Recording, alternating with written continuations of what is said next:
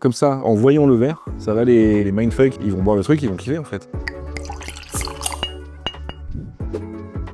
Là, on est sur la New French IPA de la brasserie Cambier, ce qu'on pourrait appeler une NEIPA, qui est dans une New England IPA. Eux, ils ont appelé ça la New French IPA parce qu'ils sont partis 100% sur du houblon français. En Europe, on veut essayer de rattraper un peu le wagon des houblons américains et néo-zélandais sur l'aromatique, et donc on a développé maintenant quelques variétés, dont Mistral, Barbe Rouge et Elixir. Le Barbe Rouge, on lui donne des notes un peu de fruits rouges. Mistral, il est un peu plus floral. L'Elixir, il a un peu fruits tropicaux, fruits jaunes.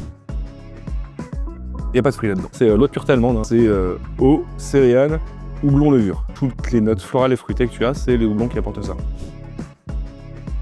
Là maintenant, on estime qu'il y a environ 300 variétés de houblons différents, sachant que créer une nouvelle variété de houblon, c'est du boulot, c'est 10-15 ans.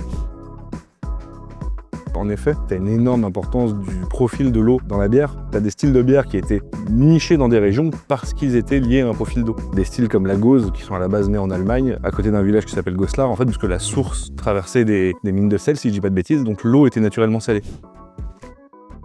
Artist Proof qui est un white stout. Les gens qui disent ah j'aime pas les bières noires, j'aime pas du tout, tu peux leur faire goûter ça. Je suis sûr que pour un grand public qui connaît pas grand chose à la craft, c'est à la fois une expérience complètement what the fuck et en même temps un truc qui reste accessible.